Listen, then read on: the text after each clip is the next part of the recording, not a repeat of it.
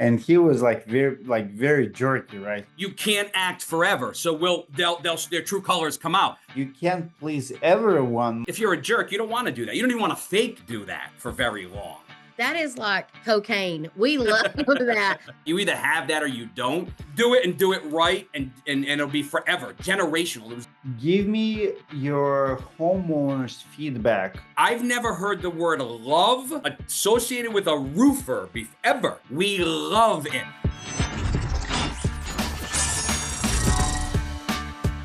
I love your tagline. What's your tagline? The friendliest roofers on earth. I love it. We don't say we're the fastest. How did you come up with it? Well, it's who we are. We do a lot of we just are. If you work for us, you have empathy, you have compassion. Those are the traits we seek. We can train you how to answer a phone. We can train you how to sell a roof. We can't train you to be friendly. We can't train you to be helpful, right? You either have that or you don't. And we ooze it here. And we just said, hey, you know what? That's our front message is we're the friendliest roofers on earth. People are afraid to call a contractor, right? They all heard the horror stories. If someone's going to put out on all of their messaging that they are the friendliest people you could call for what they do, they're not going to be a jerk. You know what I mean? Like, you may not hire them, but they're not going to be a jerk, because why would they say that? Can I ask you this? What's your filter? So like if I'm a jerk and I want to apply to join your team, how do you filter me out? Well, what we do is when we hire, it's in the messaging, right? We say, these are the traits we're seeking in a new hire. And it'll talk about, we're looking for empathy and compassion. We're looking for someone that's going to take ownership. And then we give a little detailed description of what we think that means, right? We're looking for people that are going to be engaged with the client in front of them, not thinking about 100 other things. So we repel the jerks, right? Because if you're a jerk and you read that, you're like, I'm not going to fit in here. Like, this isn't going to be a good space for me, right? Everyone's going to have all these traits, and I'm going to be kind of the Debbie Downer or the cranky guy. And then one thing we've started doing that I picked up from Tommy Mello at the conference is, which I loved when I heard, I was like, whoa, that's a writer downer. They take any potential hires out for lunch if they have a significant other, they invite, the hire and their significant other out to lunch. And what he said is, you want to watch how they interact and see how they are. In other words, if this person's engagement interaction on kind of a job interview, if you will, the last step with their significant other, and their interaction isn't warm and fuzzy, then I don't hire that guy or that gal. And I thought that was like such a cool, kind of neat way to get that final determination of, like, they're bickering with their spouse, or they're belittling their significant, they're not going to be a good fit. So I stole that from Tommy this past December, and now we use it. And it's a really cool barometer or indicator. So we do weed them out in front of it, and we also draw them, Dimitri. If you see that messaging and you are that person, you're that friendly, helpful, bubbly, want to over deliver for your client, they're drawn to us, and they'll say, like, this, where have you guys been? Like, I hate my work environment. It's so toxic in my office, or blah, blah, blah. You are my people, right? You're my tribe. So it repels most of the jerks, but you're right. Some might filter through because they need a job, but we'll usually sniff them out in the vetting process, or they just won't last if we don't sniff it out. If they sneak by the goal, they sneak by the goalie, they get through. We're going to sniff it out pretty quickly. So Ben Stiller, actor, came to Friends episode, and I think he was dating Rachel at the time.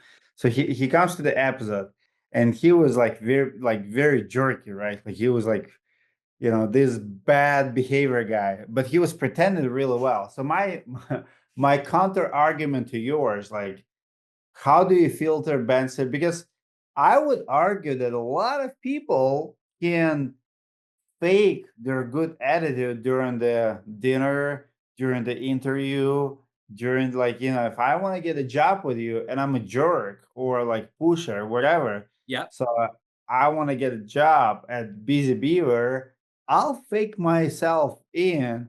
How do you filter the nice? Well, they'll show you can't act forever. So their true colors come out. The first time something goes a little sideways, the first time you ask them to do a little extra thing because a client in need, and you get that pushback and that response of, like, hey, there you are. You were hiding behind a mask, you know, jerk, and we'll sniff them out. Now, the good news is we talk about it during the process and we let them know if you're not that, that's okay. It's just not going to be a good fit for you. And we will find out. And I think it pushes so far since we started doing that several years ago. The lunch thing is very new, but just our in general pushing that in the forefront of our advertising of hires.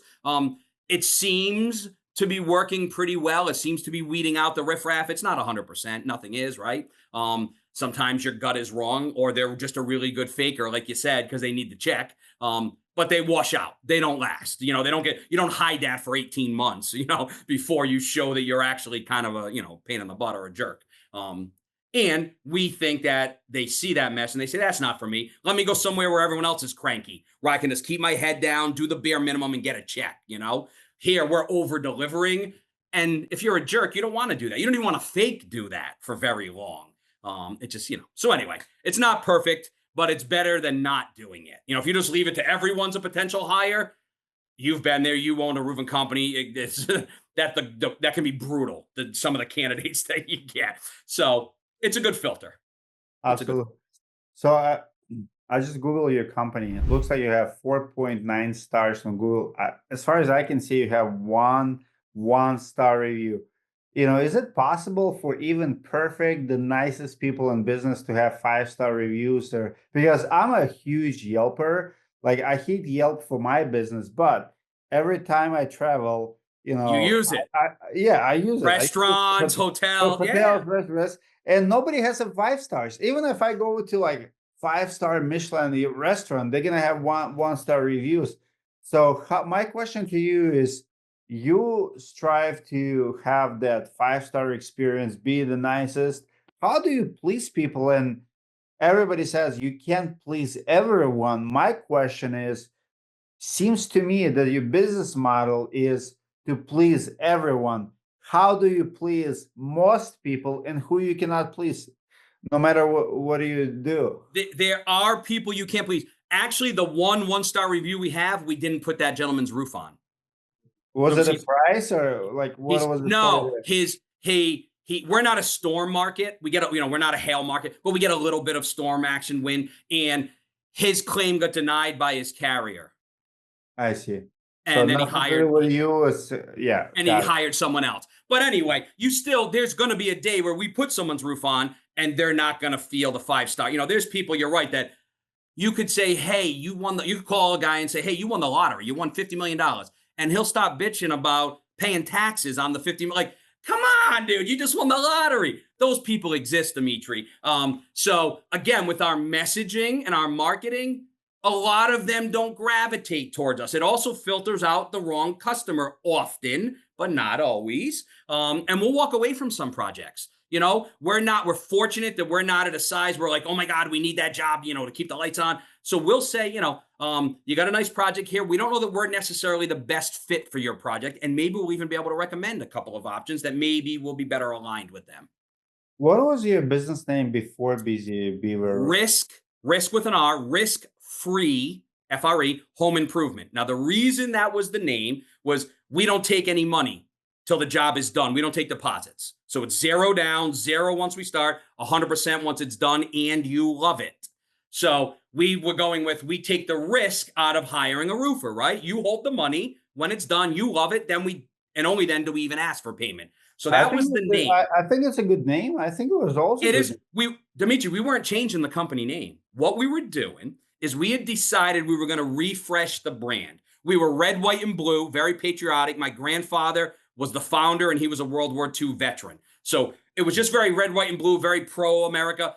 But, you know, that's 8 out of 10 contractors are red, white, and blue. So it just was very, you know, it blended, right?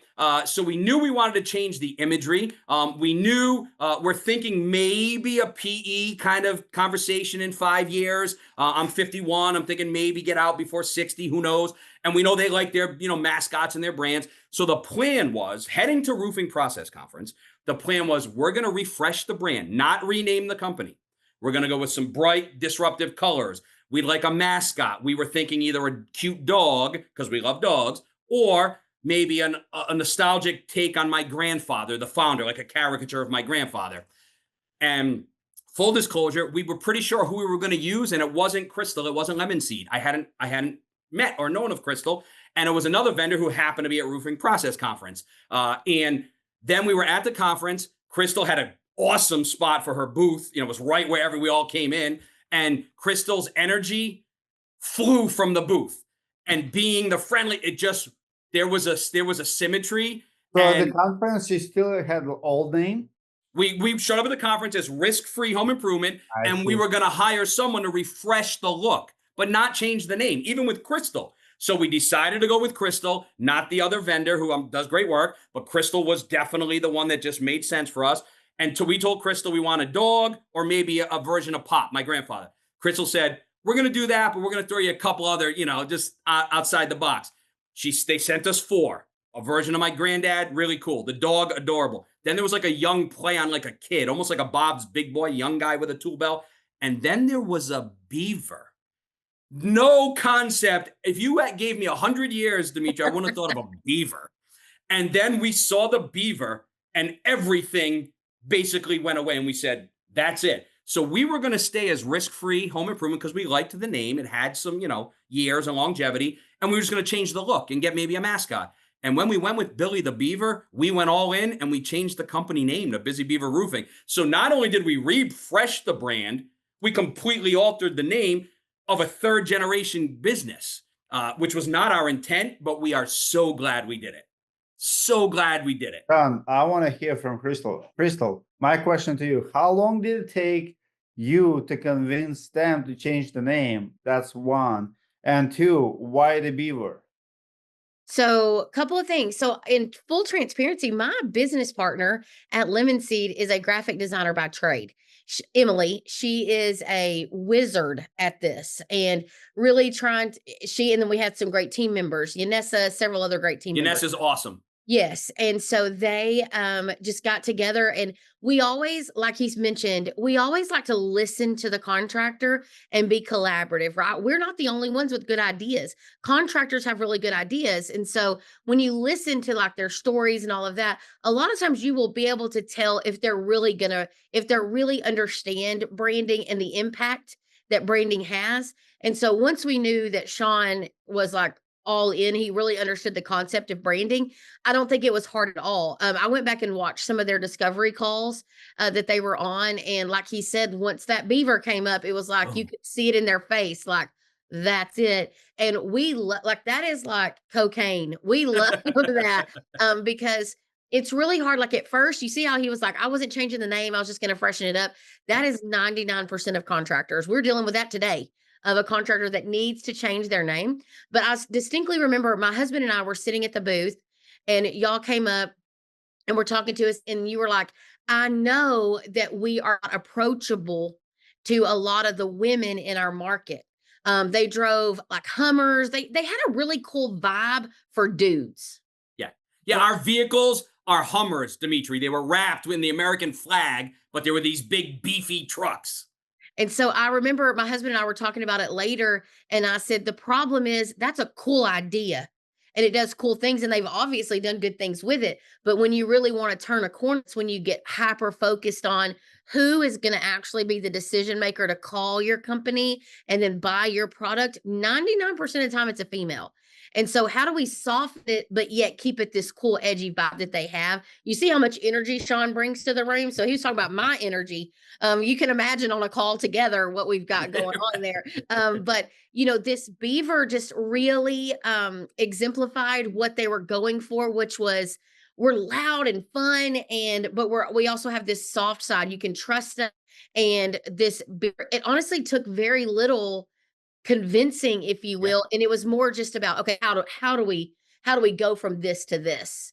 And then Sean's team, we provided a launch plan. And what it does is it just at least puts things in their hand for them to have as a reference point of like, how do I actually roll this brand out? Especially they had a name change and a color change and everything. So, but no, super exciting. I think it took 6 weeks, maybe, Sean. The whole thing from start to finish, though. Yeah. Not to convince, just from like inception to completion was about 6 weeks. As soon as we saw the beaver, we were like, now we have to change the name.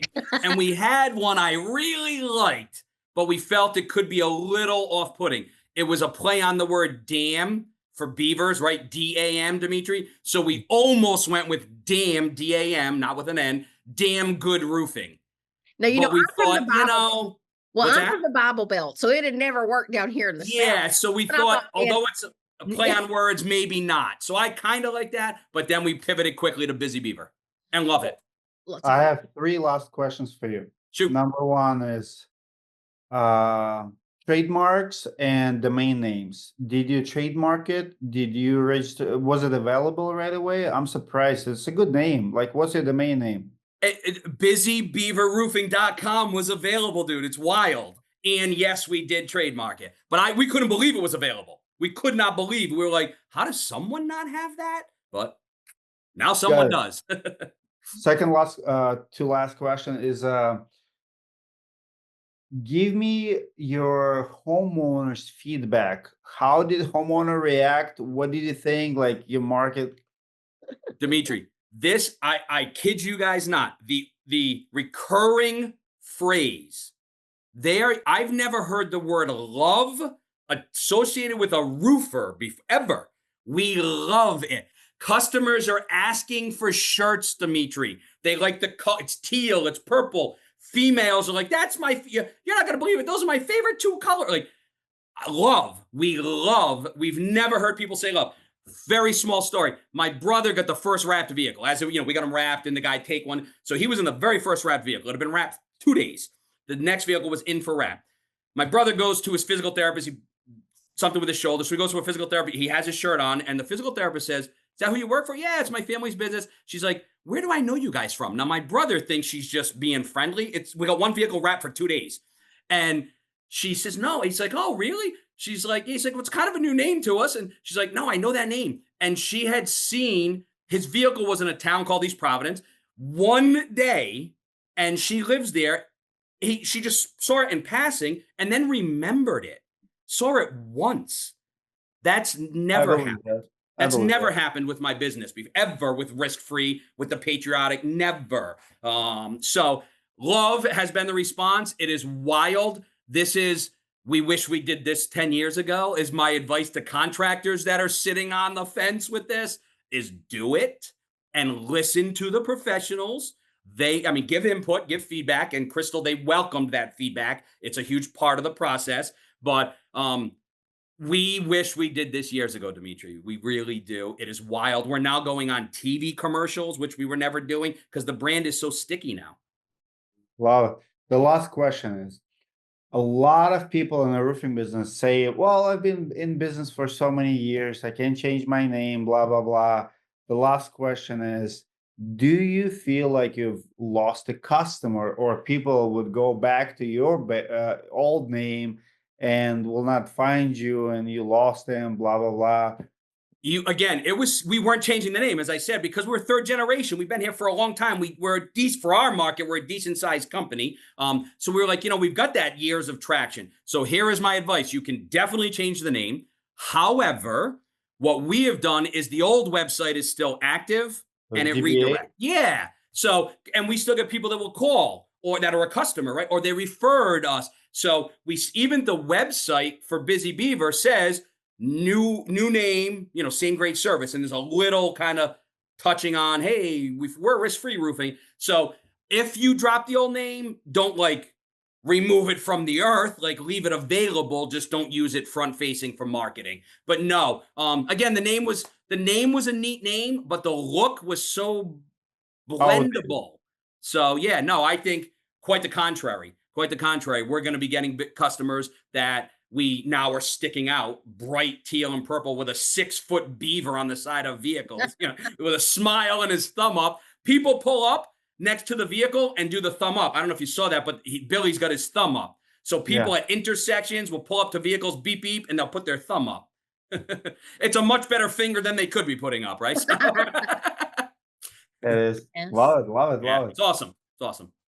So give advice to someone who been in business for 5-6 years and just think it's not worth it. And how much in dollar amount, I know we'll have Crystal here. I don't expect you to share how much you pay for it, but what's the reasonable dollar amount for rebranding in your opinion? How much you would pay, not what you paid, but how much would you pay for rebranding, or would you recommend other roofers to pay for rebranding? Well, here's my answer. If your brand is trash, to be totally candid, which is blonde, A&J construction and, whatever, pro exterior, if do it as soon as possible. And here's why I say that. Different economies of scale, right? So my cost, not with Crystal, but the overall rebranding of my business was about 80 grand. Crystal was only a fraction of that, but all the vehicle. So the guy who's got, the guy who's got 2 trucks, he doesn't have a lot that has to, he doesn't have to get rid of. So do it as soon as possible. But I would say if even a small guy, you want to plan on it costing you, 20, 25 grand to do it right, to do it with professional help. And I recommend doing it. You don't want to do it twice. You don't want to, do it on your own DIY. This is not a good DIY project. You know what I mean? Do it and do it right, and it'll be forever, generational. This is a brand that Dimitri can live on for 3 more generations, and not only live on but flourish. We believe, and maybe grow. We were in 3 states, and we may head to a few more states. So yeah, I would recommend little guys do it, and it's one of the first things I would do. I would say do that before you hire a customer service rep. Take that money you're going to pay them and put it into a rebrand. And then you'll need the customer service rep, because the phone's going to be ringing more. Wow. Well, Crystal, Sean, will I see you at the Roof and Process Conference this year? You're definitely going to see me, and I would assume you're going to see Crystal. Yeah, in December, we'll see you. There you go. I'll be at her booth, kind of as her cheerleader. It sounds like I'm going to be doing autographs with Sean. There you go. Beaver. Yeah, so there you go. we will be there for sure. My husband and I will be back there again this year, talking about branding, talking about marketing strategy, and just hoping to make a difference in the space for roofing contractors and make it not scary. Guys, Crystal's team and parting words are phenomenal. Everyone I dealt with there is awesome. Again, most of your hires could get a job with me because they've got that energy. So I recommend highly Lemon Seed's team. They're awesome. They work with you. It's not just they strictly done for you. They want your involvement, and you won't look back and you won't regret it. Wow. Thank you, guys. Awesome.